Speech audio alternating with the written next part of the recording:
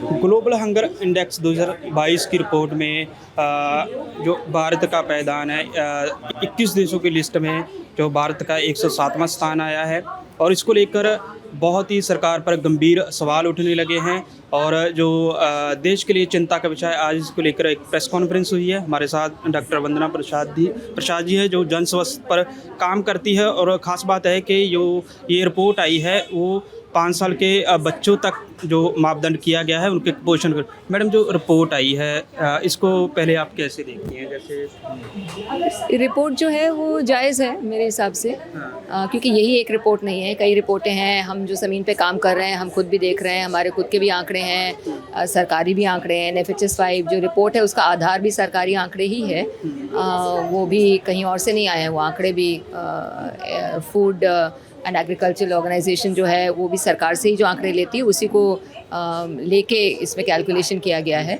और जो दूसरे जो मापदंड हैं बाल मृत्यु दर के और बाल कुपोषण के, वो भी सरकारी आंकड़ों से ही बनाया गया है। तो रिपोर्ट मेरे ख्याल से रिपोर्ट में ऐसा कुछ नहीं है कि जिसको लेके इसको एकदम से नकारा जाए और कहा जाए कि ये झूठी रिपोर्ट है या ये फर्जी रिपोर्ट है। भारत सरकार का इससे भागना नकारना कि ये जो 3000 बच्चों से बात की है इससे देश की छवि खराब करनी, इसको हाँ, एक्चुअली ये तो बहुत साफ करने की बात है कि जो FAO में 2 टाइप के आंकड़े इकट्ठा किए जाते हैं। एक होता है POOU जो है प्रेवलेंस ऑफ अंडर न्यूट्रिशन, और एक होता है FIES जिसमें वो 3000 लोगों का गैलप पोल बात करने सर्वे वाला होता है। तो ये वो गैलप पोल सर्वे वाला आंकड़ा नहीं है, स्पष्ट तौर से ये POU आंकड़ा है जो कि सरकारी आंकड़ों से ही किया गया है, उसको बनाया गया है। तो ये सर्वे का कोई ये निष्पक्ष मतलब ये सर्वे से लिए हुए आंकड़े ये नहीं है इस रिपोर्ट में। ये तो एक अफवाह है जिसको साफ कर देना चाहिए। दूसरा आपने पूछा कि सरकार इसको क्यों नकार रही है, तो हम देख रहे हैं कि आजकल काफ़ी आंकड़े जो आ रहे हैं, स्पेशली जो अंतर्राष्ट्रीय कोई एजेंसी उनको बना रही हैं, तो सरकार का पहला कार्य होता है कि उसको पहले मना किया जाए कि इसका मेथड ठीक नहीं है। अभी आपने देखा होगा कि पैंडेमिक में जो एक्स्ट्रा मौतें हुई थी, एक्सेसिव डेथ्स का जो बात हुआ था, उसके जो आंकड़े आए थे उसको भी सरकार ने मना किया कि नहीं ये सही नहीं है, ये गलत है, भारत की छवि को ख़राब करने का एक माध्यम है, इत्यादि इत्यादि। तो ये इस टाइप की बयानबाजी आ रही है। मुझे लगता है कि ये थोड़ी सी असंवेदनशील है इस टाइप की बयानबाजी, क्योंकि सरकार है, सरकार की जनता है। जनता को अगर कोई दिक्कत हो रही है खाद्य सुरक्षा की, तो सरकारों को इस तरह से बोलना चाहिए कि हाँ दिक्कत हो रही है और ये मतलब एक प्रॉब्लम है और इसका हमको हल करना है और हम हल करने की कोशिश कर रहे हैं। कोई ये नहीं कह रहे कि कोशिशें नहीं हो रही हैं, लेकिन कोशिश हो रही है उसका मतलब ये नहीं है कि आंकड़े गलत हैं। दोनों चीज़ें हो रही हैं, कोशिशें हो रही हैं, कोशिशें अपर्याप्त हैं, कोशिशों में और बहुत करने की ज़रूरत है, इसको मानना चाहिए। तो आप क्या क्या वजह देख रही हैं? जैसे एक तो राशन का वितरण हो गया, सरकार ने पिछली दफ़ा कहा कि हमने 80 करोड़ लोगों को कोविड में वितरण दिया है। आप क्या क्या कारण समझती हैं कि जैसे भारत इतने पायदान पर आ गया 107 में? देखिए, ये जो कुपोषण का जो मसला है ये बहुत जटिल है, बहुत कॉम्प्लिकेटेड है। इसमें सारी चीज़ें एक विकास से जो जुड़ती हैं वो सब चीज़ें शामिल होती हैं, तब जाके बच्चा जो है वो मतलब उसको हम कुपोषित पाते हैं या उसको अनीमिया होता है। तो ये कोई एक चीज़ नहीं है कि भाई ये ठीक कर दो, ये स्विच ऑन ऑफ कर दो तो इससे कुपोषण ठीक हो जाएगा। और यही कारण है कि इसके निवारण में हमें इतना समय भी लग गया और अभी भी हम बहुत तेज़ी नहीं पकड़ पाए, क्योंकि जब गैर बराबरी इतनी होगी और गरीबी अभी भी बहुत ज़्यादा है, तो ये कुपोषण और खाद्य असुरक्षा तो हम देखेंगे ही देखेंगे। साथ में इसमें स्वास्थ्य, शिक्षा, इन सब चीज़ों का अभाव भी जुड़ता है। अभी हम देख रहे हैं कि हमारा तकरीबन 50% गरीब जो इंसान है वो शहरों में जी रहे हैं, वो गाँव में नहीं है। मतलब गाँव में भी हैं और गांव से माइग्रेट करके वो पलायन करके वो शहरों में, क्योंकि शहरों में काम काज है तो वहाँ पे, लेकिन बेरोज़गारी है बहुत सा।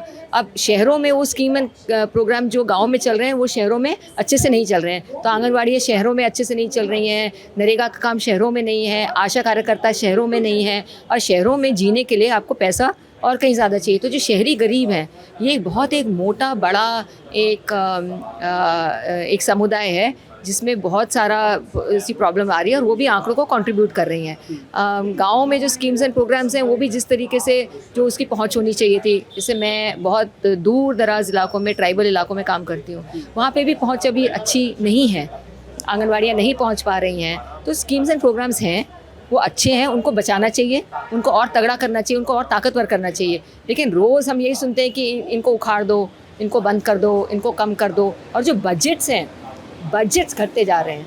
तो अगर आप आंगनवाड़ी का बजट देखेंगे तो साल दर साल उसमें कटौती ही हुई है। तो दाम तो बढ़े हैं लेकिन बजट में कटौती हुई है, तो फिर वो खाना कैसे, वितरण उसका कैसे होगा? और जो खाना वैसे भी केवल पेट भरने लायक ही था, केवल दलिया खिचड़ी से कोई बच्चा पलता नहीं है ना। आपने भी बच्चे पाले हैं, मैंने भी बच्चे पाले हैं। तो हम जब कह रहे हैं कि भाई अनीमिया नहीं होना चाहिए, तो साग सब्ज़ी अंडा मांस मछली जो भी वो बच्चा खाता है उसको पूरा एक संपूर्ण भोजन मिलने का अधिकार भी है और मिलना भी चाहिए अगर हम कुपोषण से उसकी मुक्ति चाहते हैं। तो ये भी कुछ कारण है। कुछ कारण है कि जो बड़ी कंपनियां जो अपना प्रभाव कर रही हैं हमारे जो हमारा खाद्य का तंत्र है उस पे, तो कृषि पे भी बहुत प्रभाव हो रहा है। तो तरह तरह के प्रभाव कि भाई यही कीटनाशक या यही वाला सीड यूज़ करेंगे, जीएम फूड्स का बार बार मतलब वो होता है कि भाई जीएम फूड लाओ और फिर मनाही होती है, फिर वो नहीं ला पाते हैं। जो जिस टाइप का खाना हम बेचने की, पैकेट का खाना जो बेचने की बहुत भरपूर कोशिश हुई, छोटे से छोटे गांव में आपको मिलेगा कि पैकेट का खाना, तो बच्चा 5 रुपए का अंडा आता है, तो लेकिन माँ को लगता है या परिवार को लगता है कि जब अमीर लोग खाते हैं कुरकुरे और चिप्स खाते हैं तो मेरे बच्चे को भी वही मिलना चाहिए, तो वो खा के पल रहे हैं बच्चे। तो जो पैसा है भी और जो बाज़ार में क्या मिल रहा है उस पर कोई हमारा नियंत्रण नहीं है, कोई कंट्रोल नहीं है। तो एक तरफ उससे मोटापा हो रहा है और मोटापे के साथ शुगर की बीमारी, ब्लड प्रेशर की बीमारी, और एक तरफ से जो कुपोषण, क्योंकि चिप्स और कुरकुरे खा के किसी बच्चे का अच्छी ताकत तो नहीं बन सकती है। तो वो दोनों ही चीज़ें में कंपनी जो है अपना मुनाफा कमा रही है। तो ये एक बहुत बड़ी व्यवस्था है जिसमें कुछ लोगों का बहुत फ़ायदा हो रहा है। जो उद्योगपति हैं, जो कंपनीज़ हैं, उनका फ़ायदा हो रहा है। सरकार भी उनकी रोक टोक नहीं कर रही है। और जो जनता है उसके लिए जो सरकार को करना चाहिए वो कुछ है, लेकिन वो अपर्याप्त है। कारपोरेट का इस क्षेत्र में घुसना क्या, ये भी बहुत बड़ा खतरा है हमारे लिए। अभी उस तरीके से नहीं घुस पाई है जिस तरीके से विदेशों में कॉर्पोरेट्स घुसे हुए हैं, लेकिन उसकी पूरी कोशिश है, क्योंकि इतना बड़ा मार्केट है। हमारे यहाँ जनता इतनी है कि अगर आप सोचिए कि एक मतलब गरीब से गरीब अगर इंसान 5 रुपया कॉर्पोरेट के पैकेट में डाल दे तो कितना मुनाफा हो जाएगा। अगर 1.2 बिलियन लोग हमारे हैं, अगर वो हर एक इंसान 5 रुपया खर्च कर दे और ये पैकेट का कुरकुरा और ये लेज खरीद के उनके बच्चे खाएं, कितना भारी मुनाफा उनको मिलता है। तो वो तो ताक में है ही, कॉर्पोरेट्स तो ताक में है ही कि हमें पूरे खाद्य का जो खाने का इंतज़ाम है इस देश का, और जो दूसरे भी गरीब देश जहाँ पे जनता ज़्यादा होती है वहाँ पे उसको कैप्चर करें, किसी तरीके से उसको कैप्चर करें। जिस तरह से ये 5 साल के बच्चों तक ही रखा गया है, अगर मान लीजिए कि ये 15, 20 या 25, 30 तक जो एज के व्यक्ति हैं उनको रिसर्च में किया जाता है, आंकड़े नहीं, ये भी मिथ्या है। ये केवल 5 साल के बच्चे का नहीं बता रहा है। जो उसमें जो पहला जो मापदंड है ना, जो अंडर नरिशमेंट का, वो सारी जनता का बता रहा है आपको, वो केवल बच्चों का नहीं है। 3 जो दूसरे आंकड़े हैं वो बच्चों के हैं, लेकिन बच्चों के आंकड़े ऐसे हैं, जैसा मैंने कहा था, वो ऐसे संवेदनशील आंकड़े हैं कि वो अपने देश की पूरी स्थिति को दर्शा रहा है केवल। क्योंकि बच्चा कहाँ से जन्मता है, वो माँ से जन्मता है, तो माँ की स्थिति, माँ का अनीमिया, माँ का वज़न, माँ का स्वास्थ्य, वो बच्चे पे असर करता है। बच्चा लो बर्थ वेट का पैदा हो रहा है, क्यों? क्योंकि माँ की स्थिति। तो एक एडल्ट से ही बच्चा जन्म होता है और वही बच्चा बढ़ के एडल्ट बनेगा। तो ये कहना बिल्कुल ही गलत है कि ये केवल बच्चों का आंकड़ा है। ये केवल एक सूचक है पूरी व्यवस्था का।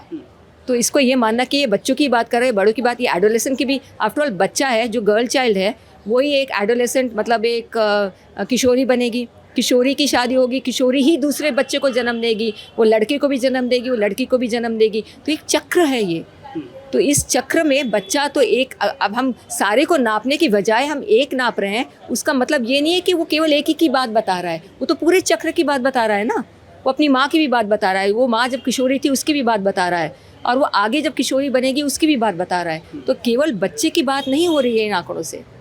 ये आंकड़ा हमेशा ही एक सूचकांक की तरह देखा जाता है। इससे हमको पूरी व्यवस्था, और केवल खाने की सुरक्षा की नहीं बात बताई जा रही इस आंकड़े से, हमको स्वास्थ्य का भी, लोगों ने सही कहा कि चाइल्ड जो मृत्यु दर है उसमें केवल खाने से थोड़ी ना होता है, उसमें तो स्वास्थ्य की भी व्यवस्था आती है। बिल्कुल सही है, आती है। तो हमको स्वास्थ्य की व्यवस्था के बारे में भी पता लग रहा है, इसमें शिक्षा की व्यवस्था का भी पता लग रहा है, क्योंकि एक जो सूचक है जो कुपोषण को एक्चुअली कम करता है वो है महिला का, माँ का कितनी पढ़ाई कर रखी है। इसलिए केरल का देखेंगे, केरल में मतलब विमेंस लिटरेसी जिसको कहते हैं ना कि 90% से ज़्यादा महिलाएं जो पढ़ी लिखी हैं और वहीं पे सबसे कम मृत्यु दर भी है और वहीं पे सबसे कम कुपोषण भी बहुत कम है। तो ये कुछ चीज़ें जो हम जानते हैं, हमें I am a public health professional, हमको मालूम है कि इन चीज़ों का रिश्ता है। तो बच्चों की बात केवल बच्चों से नहीं जुड़ती है, वो पूरे शिक्षा की व्यवस्था, स्वास्थ्य की व्यवस्था, माँ की व्यवस्था, किशोरी की व्यवस्था, सारी खाद्य सुरक्षा की जो चीज़ें हो रही हैं वो सबसे जुड़ती है। अगर बच्चे के परिवार में खाना नहीं है और हम कुछ THR दे रहे हैं ICDS में, तो THR केवल बच्चे के सीधे मुंह में नहीं जा रहा है, फिर वो बूढ़ा भी खा रहा है और वो बड़ा भी खा रहा है। तो वही स्कीम है, स्कीम तो बच्चे के लिए है, लेकिन वो स्कीम बच्चे के पास इसलिए नहीं जा पा रही है क्योंकि पूरा परिवार भूखा है। तो बच्चा केवल मतलब लास्ट में जाके वो चीज़ दिखा रहा है जो पूरे परिवार पे और पूरे समाज पे असर कर रही है। इसको केवल बच्चे का आंकड़ा नहीं समझना चाहिए। इसको दूर करने के लिए सरकार को कैसे कदम उठाने चाहिए? जैसे ये तो पूरी सामाजिक जो मतलब व्यवस्था है उस पर देखना पड़ेगा ना। अभी हम क्या देख रहे हैं कि इतने साल हो गए हमको आज़ादी के, अभी भी हमारे स्कूल जो गरीबों के लिए जो स्कूल हैं, जो अस्पताल हैं, जो डॉक्टरी व्यवस्था है, जो खाद्य सुरक्षा की योजनाएं हैं, उनकी क्या हालत है? लोगों के पास काम है कि नहीं है? काम है तो क्या न्यूनतम वेतन भी मिल रहा है? मतलब आंगनवाड़ी वर्कर को ही देख लीजिए आप, कितने साल हो गए उसको, 45 साल, मतलब 1978 से ये स्कीम लागू है, आज तक उनको कोई वेतन तो नहीं दिया जा रहा है। फिर हम बात करते हैं कि महिलाओं के रोज़गार को हम बढ़ाना चाहते हैं। यहाँ पे महिलाएं हैं 14 लाख आंगनवाड़ियों में, 14 लाख आंगनवाड़ी वर्कर और उतने ही 14 लाख आंगनवाड़ी हेल्पर हैं और तकरीबन 10 लाख आशा कार्यकर्ता हैं। ये सब महिलाएं हैं। आपको महिलाओं का काम की व्यवस्था को आगे बढ़ाने का आप कहते तो हैं, इनको क्यों नहीं वेतन देते? ये तो सरकारी काम में लगे हुए हैं। तो ये मंशा की बात है ना, हमारी नीतियों की बात है। फिर हम कह रहे हैं कि भाई इनका सुधार क्यों नहीं हो पा रहा? इन स्कीम का भी कैसे सुधार होगा? आप मुफ्त में काम करना चाहेंगे 40 साल? आप भी नहीं करेंगे ना, मैं भी नहीं करती हूँ, कोई भी नहीं करता है। तो ये मतलब ये जो एक हिपोक्रेसी है कि आप कहते बहुत सी चीज़ें हैं, लेकिन जब करने की बात आती है, वहाँ पैसा लगाने की बात आती है, तब आप कहते हैं हमारे पास पैसा नहीं है। जब गरीबों के लिए पैसा लगाने की बात आती है तब पैसा नहीं होता। जब कॉर्पोरेट का मतलब उनका कोई वो हो गया, हानि हो गई, उनका कोई मुनाफा नहीं हो पाया, तो उनको आप सब्सिडाइज़ करने के लिए तैयार हैं, उनके लोन माफ़ करने के लिए आप तैयार हैं। लेकिन गरीब जो है उसके लिए आपके पास एक्स्ट्रा पैसा देने के लिए है नहीं पैसा। तो ये व्यवस्था की बात है, ये नीतियों की बात है। जब तक ये सब नहीं होगा तो ये मतलब आंकड़े कैसे संभले जाएंगे? क्योंकि आंकड़े तो जो ज़्यादा जनता है, जिसमें मतलब जो 70% जो जनता है, आंकड़े तो कुपोषण के उन्हीं में से उत्पन्न होंगे। लेकिन आप जब पर कैपिटा इनकम की बात करते हैं तो वो तो 10% जनता की बात बता रही है। बहुत बहुत शुक्रिया। तो ये डॉक्टर वंदना जी थे जो जन स्वास्थ्य पर काम करते हैं। उन्होंने हंगर इंडेक्स को लेकर काफ़ी विस्तार से हमारे साथ चर्चा की और उन्होंने कहा है कि सरकार को हर नीति पर सोचना चाहिए, बेरोजगारी से लेकर उनके वेतन तक और समान वेतन तक, महिलाओं के रोजगार तक, ये चीज़ों तक देखना चाहिए, ताकि जो ये स्थिति बदल सकती है। मैं रविंदर सिंह, MNTV, दिल्ली।